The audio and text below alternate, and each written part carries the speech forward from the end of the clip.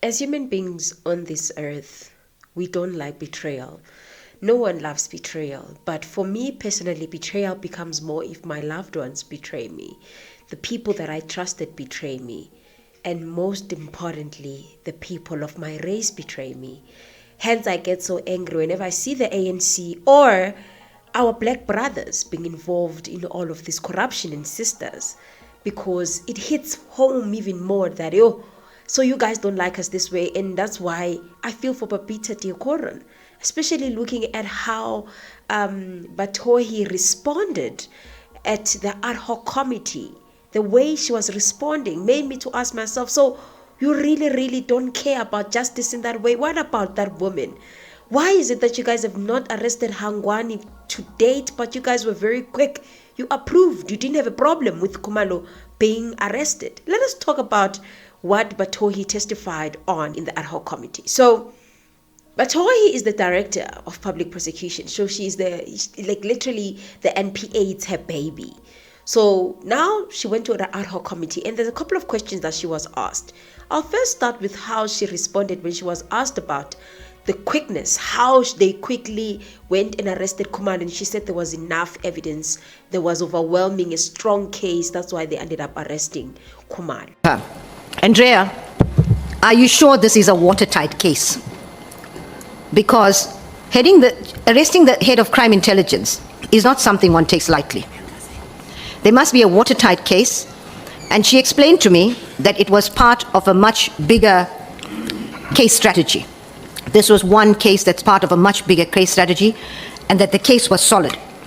But again, I urge, if anyone feels aggrieved by that decision, to bring a review process. And I assure the people of this country that I will look at any case, whether it's Phala Phala or this matter, objectively, and decide whether the correct decision was taken. She did not only end there, because the KHUMALO situation, guys, to me, I'm not going to lie, personally, it's very sensitive.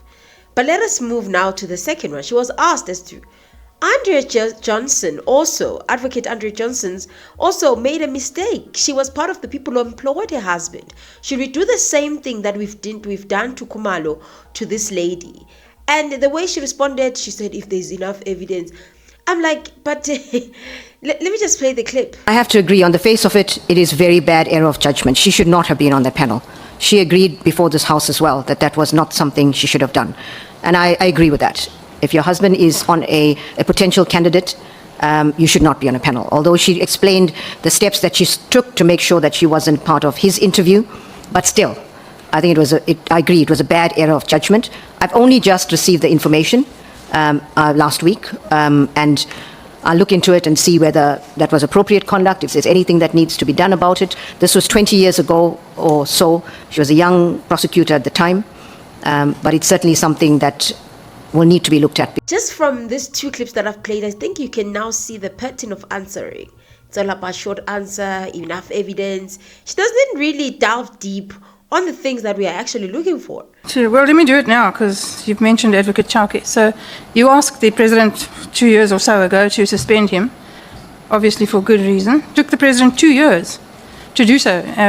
Do you still hold the view that you articulated earlier that that the executive supports the National Prosecuting Authority and that they have you have unfettered support and no influence or interference? Well, look, what I do know is that after the president received my recommendation, he requested another legal opinion, or his office. I'm not sure it was him or his office. But I know that another opinion was sought, and the matter was between the President's office and the Department of Justice. What I can say is when the current minister took office, I would say it was less than a month that she was in office that she got this matter back on track. Are you suggesting that the previous minister was less than keen? No, I'm not saying he was less than keen. I'm saying there was a delay in that time, for whatever the reason is, but there was certainly a delay. Now let us move right along to Phala Phala. She was asked about Phala Phala. Phala Phala, as you guys can know, or if you don't know, it has been stalled. The EFF have even recently asked for a judgment from the Court, the Constitutional Court, but still, there's no judgment. It seems like there's just a lot of complexities happening with the Phala Phala. And when she was asked about that, this is how she responded. NPA withdrew this matter. Refused to prosecute, and it was announced.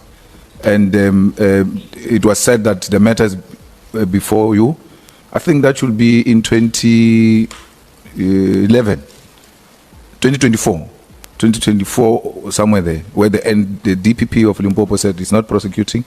And then there was an outcry, and the response was that the matter is being reviewed by the NDPP. Thank you, Chair. Can I clarify?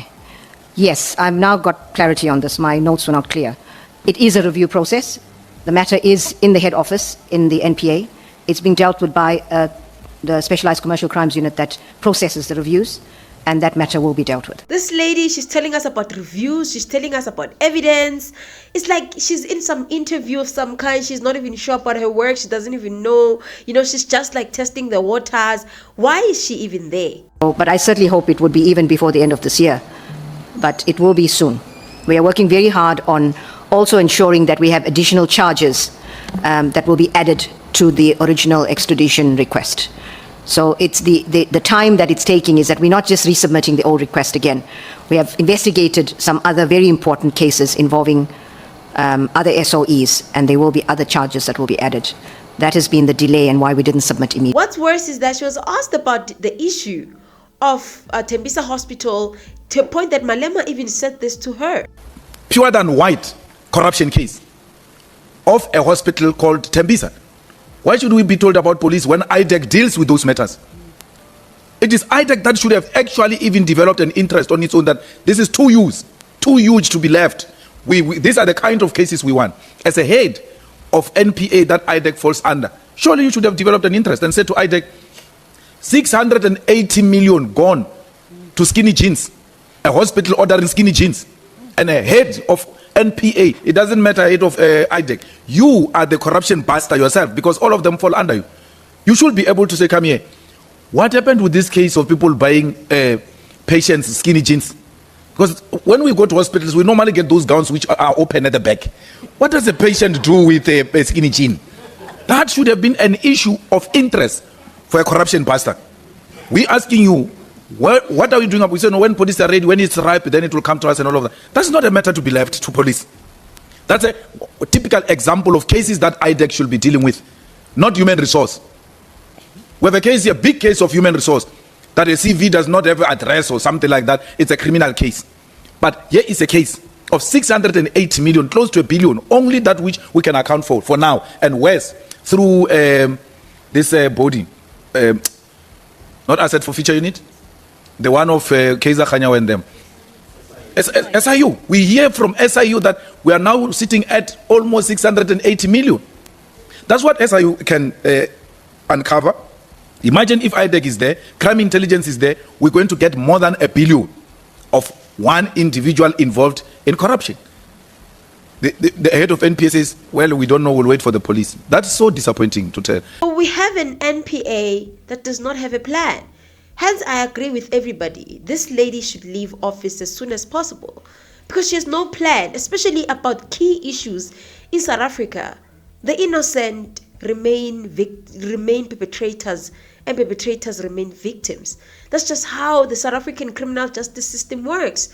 When it says a report can go further by saying, give me the documents which are relevant to this prosecution or arrest, so that you do not become a victim of misrepresentation.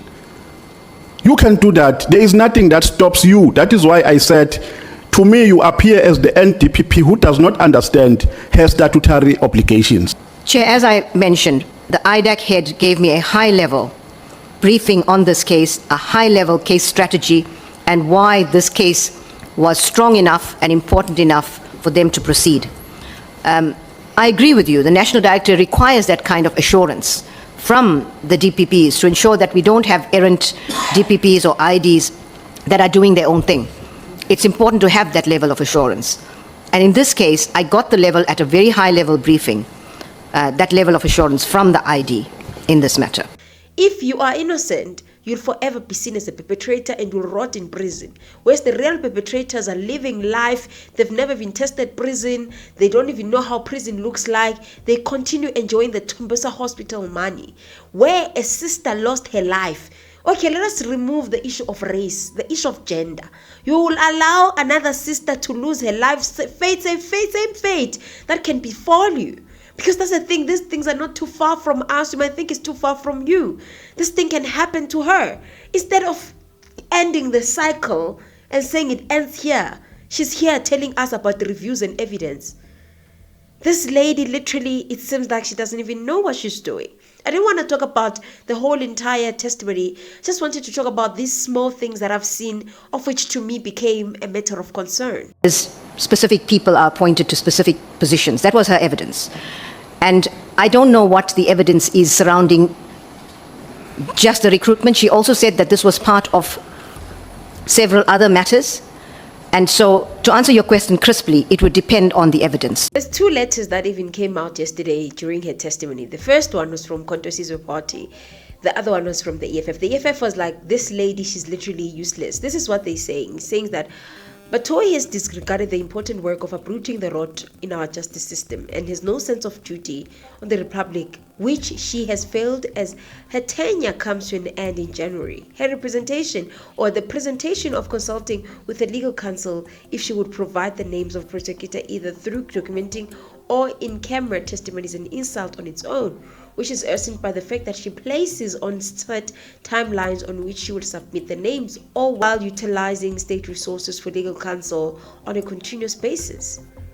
I definitely agree with the EFF. And on the other hand, Mkhonto party has also written a letter to Parliament, and they've asked for the same fate that befell KHUMALO to befall Advocate Andre Jensen, because they're saying that Section 27 referral affidavit submitted by F.E.D. Aldams, the internal IDEC authorization memo authorizing the investigation and the supporting subs IDEC doc transfer documentations relevant to the matter.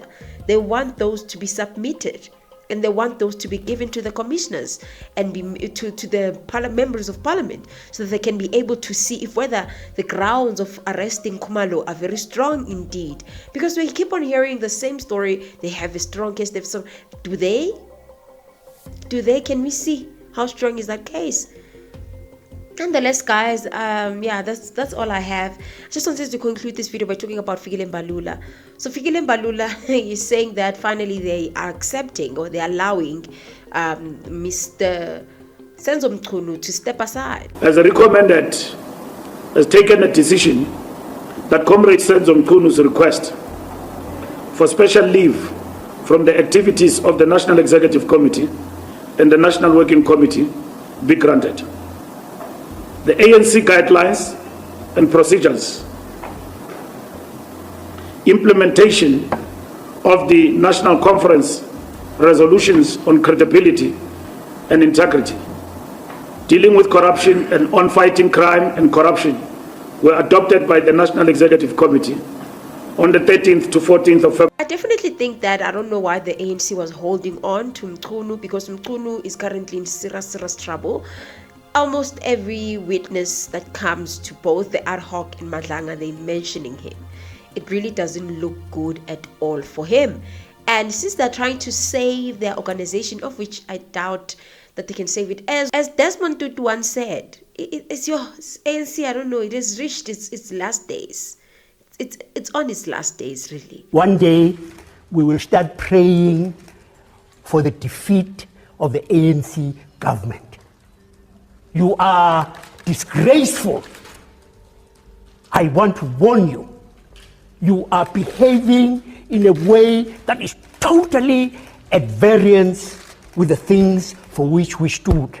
So them trying to say that no, the step aside really does not apply, but you know what? Because of this whole situation, we are accepting it.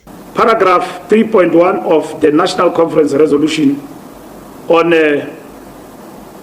procedures on credibility and integrity, dealing with corruption and on fighting crime and corruption, which was adopted on the 13th to 14th of February 2021 and amended in the Special National Executive Committee from 24th to 25th April 2025.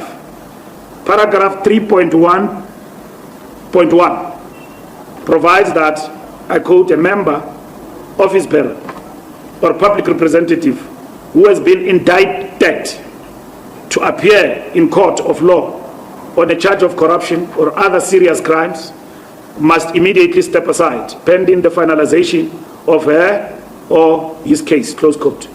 Comrade MCHUNU has not been indicted to appear in a court of law on a charge of corruption or other serious crimes. Accordingly, the specific provisions of paragraph 3.1.1 do not apply to him. I definitely think that this stance that they're taking, they're trying to do damage control, and they see that this step aside thing is receiving a lot of backlash. People are asking a lot of questions, and them deviating focus and talking about MKP, they're so bothered about Umkhonto weSizwe Party and their politics. But the truth of the fact of the matter, what were they doing there? Were they mercenaries and all of that? President and government, we have said as the ANC, they must leave no stone unturned to get to the bottom of these 17 people whom it is rumored that they were 20. It means about 3 people have died there. Children, fathers of children have been dispatched to a war zone by somebody. I hear now another rumor that it is MK Party. So I don't want to be sued.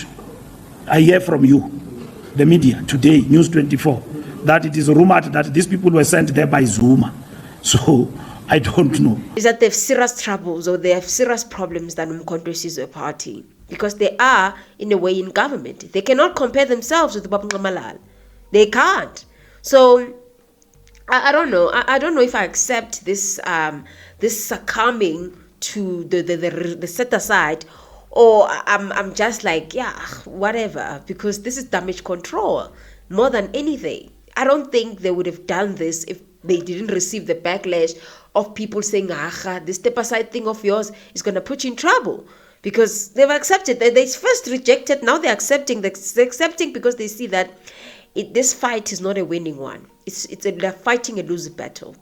Nonetheless, guys, let me hear your thoughts, what you guys think about Batohi's testimony, and also what do you think about FIKILE MBALULA and the ANC finally accepting SENZO MCHUNU's step aside and him being removed from the duties of the ANC.